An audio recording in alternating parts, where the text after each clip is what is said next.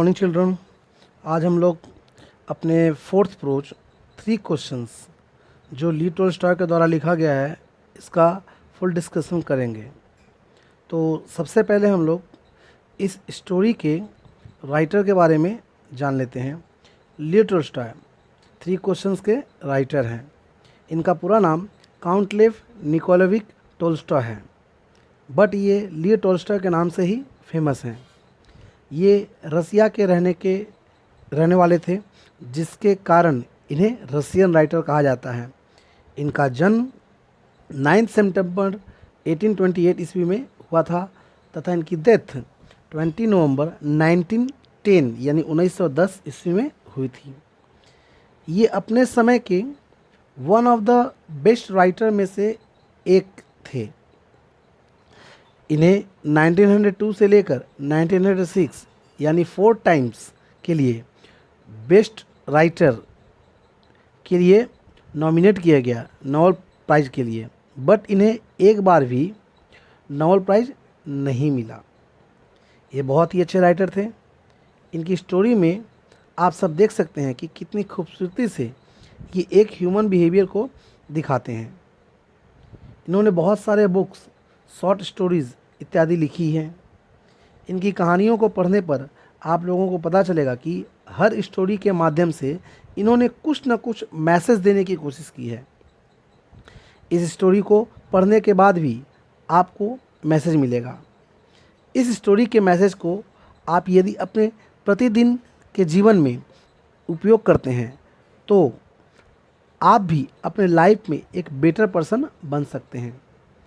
दुनिया को बदलने के मकसद से ही ये अपने हर स्टोरी में कुछ न कुछ मैसेज ज़रूर देते हैं। तो आइए दोस्तों, अब इनके कुछ नोटेबल वर्क्स के बारे में जान लेते हैं। जैसे इन्होंने वार एंड पीस 1809 में, सेवास्टोपोल स्केचेस 1855 में और एना कैरेनिना जो 1877 में पब्लिश हुई थी इत्यादि की रचनाएं की थी।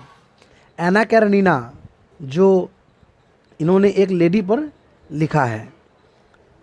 तो ये था राइटर का डिस्क्रिप्शन। अब हम लोग लाइन बाय लाइन इस पोएम को एनालाइज करेंगे। ठीक है दोस्तों।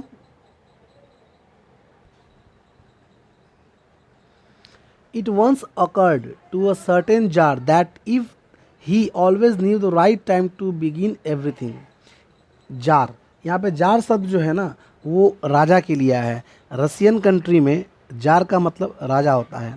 एक बार अचानक एक राजा के मन में प्रश्न आता है that if he always knew the right time to begin everything, कि यदि उसे प्रत्येक कार्य को करने का सही समय पता होता।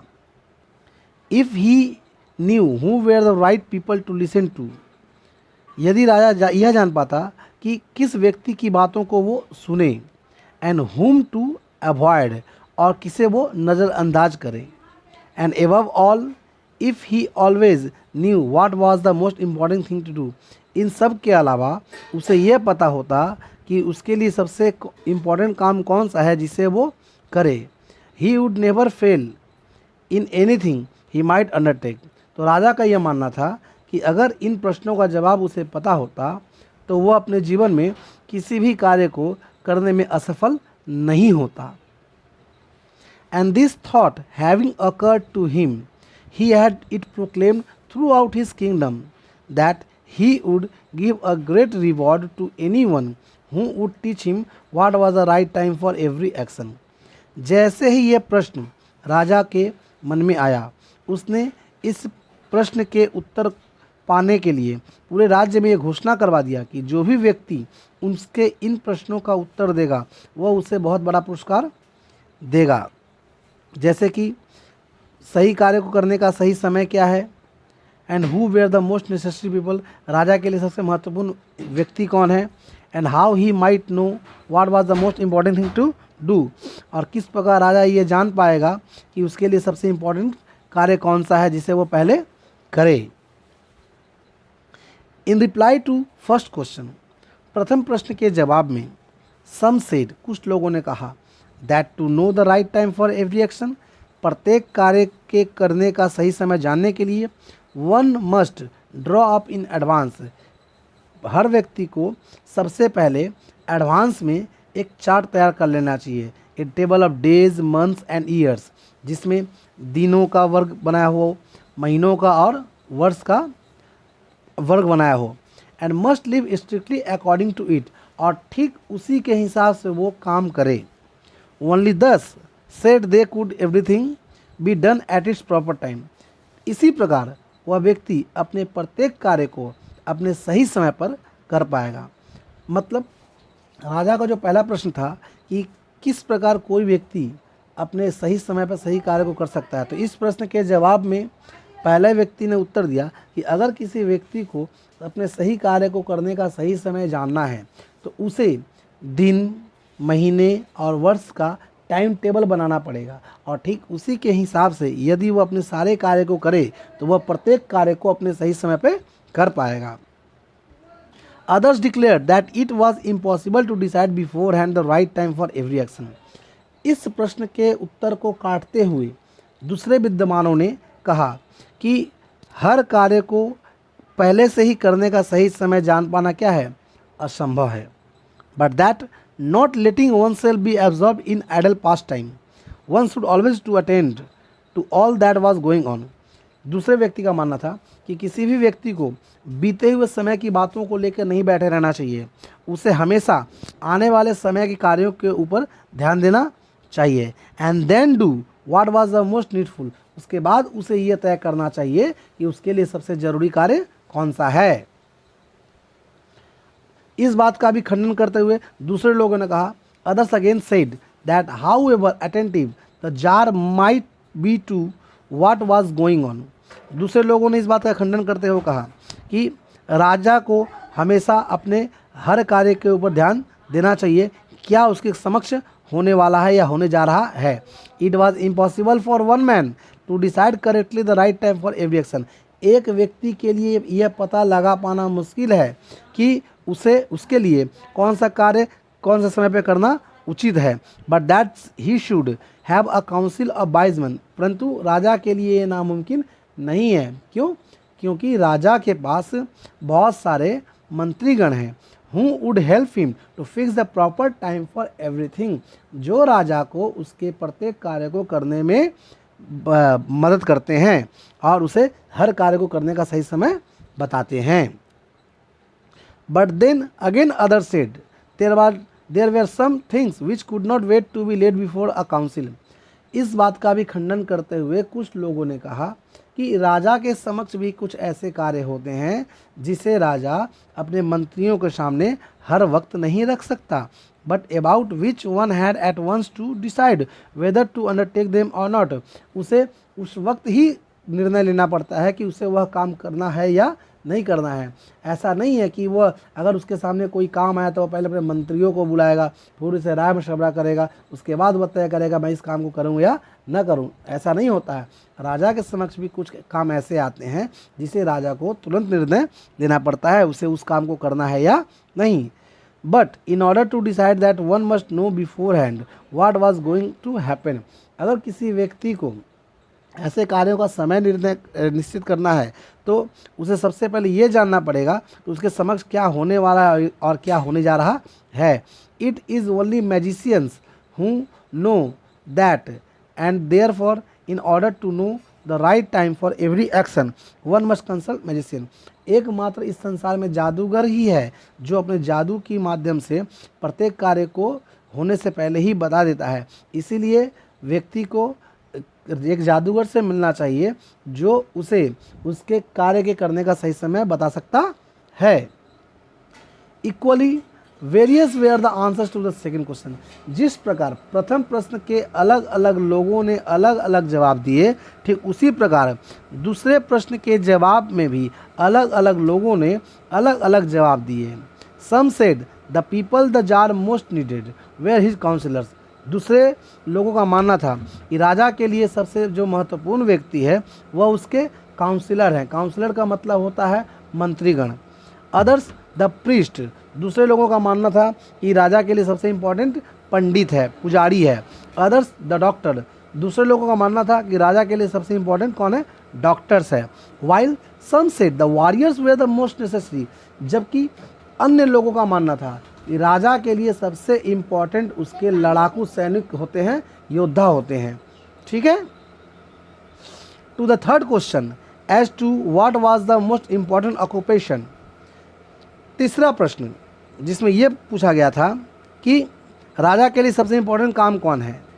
सम रिप्लाइड, कुछ लोगों ने जवाब दिया, that the most important thing in the world was science, इस संसार में सबसे महत्वपूर्ण कार्य है वह है विज्ञान। Other said it was skill in warfare, दूसरे लोगों का मानना था कि युद्ध कला में निपुणता यानी गुणी होना ही सबसे ज़्यादा इम्पॉर्टेंट है। एंड अदर्स अगेन, फिर दूसरे लोगों ने कहा that it was religious worship, कि धार्मिक पूजा पाठ करना ही राजा के लिए सबसे इम्पोर्टेंट कार्य है। तो आप लोगों ने देखा कि राजा के मन में 3 प्रश्न आया, परंतु जब राजा को इन 3 प्रश्नों का उत्तर जानने की इच्छा हुई तो किसी भी व्यक्ति ने राजा के इन प्रश्नों का सही जवाब नहीं दिया।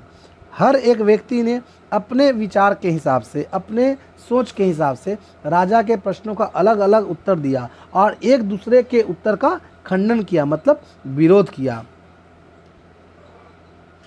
All the answers being different, सभी प्रश्न के उत्तर क्या थे, अलग अलग थे। The tsar agreed with none of them, राजा किसी के भी प्रश्न के उत्तर से सहमत नहीं हुआ। And gave the reward to none, और उसने पुरस्कार किसी को नहीं दिया। But still wishing to find the right answer to his question, लेकिन अभी भी उसके मन में उसके प्रश्नों के उत्तर पाने की इच्छा थी। He decided to consult a hermit, यहाँ हर्मिट का मतलब होता है साधु, इसलिए राजा ने तय किया कि वह किसी साधु से जाकर मिलेगा। Widely renowned for his wisdom, जो अपने बुद्धिमानी के लिए काफ़ी प्रसिद्ध हो, मशहूर हो। The hermit lived in a wood which he never quitted, राजा जिस साधु से मिलने को तय किया वह साधु एक जंगल में रहता था जिसको उसने कभी त्याग नहीं किया था, मतलब उस जंगल में ही वह रहता था, उस जंगल से वह बाहर कभी नहीं निकलता था।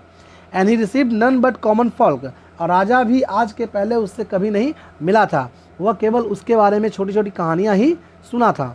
So the tsar put on simple cloth, इसलिए राजा ने साधारण कपड़े पहने।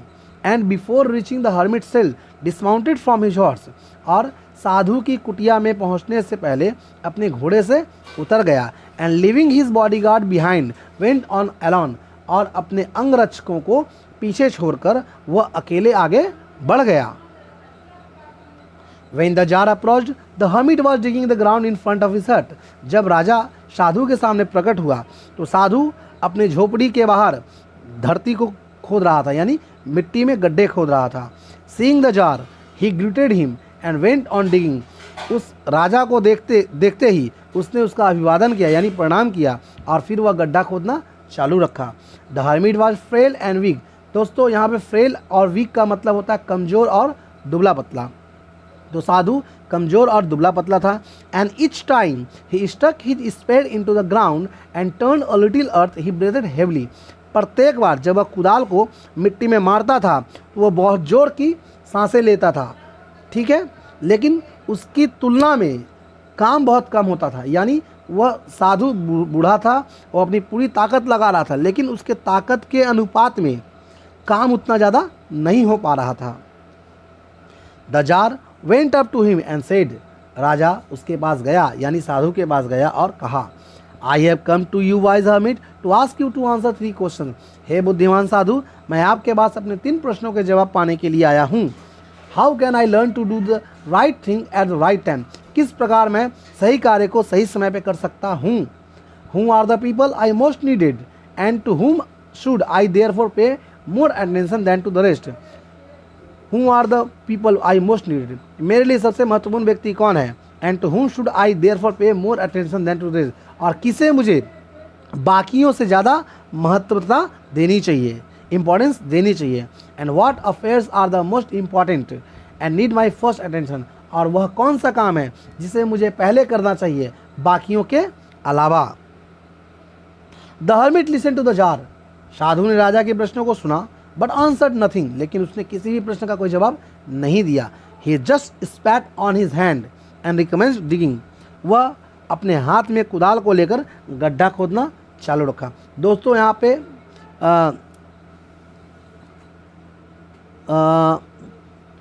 यहाँ पे आंसर नथिंग का मतलब हुआ राजा की बातों को साधु ने सुना, परंतु न हाँ न ना, उसने किसी भी प्रकार का कोई जवाब नहीं दिया और वह गड्ढा खोदना चालू रखा। You are tired said the tsar, राजा ने कहा साधु से, आप थक गए हैं। Let me take the spade and work a while for you, यहाँ स्पेड का मतलब हुआ कुदाल, मुझे अपना कुदाल दें ताकि मैं आपके लिए थोड़ी देर कार्य कर सकूं।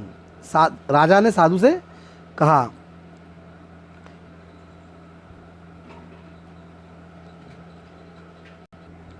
दोस्तों हमने लगभग अपना आधा स्टोरी कंप्लीट कर लिया है। तो ये था हमारा फर्स्ट चैप्टर। आशा करते हैं ये फर्स्ट चैप्टर का फर्स्ट पार्ट आपको ज़रूर पसंद आया होगा।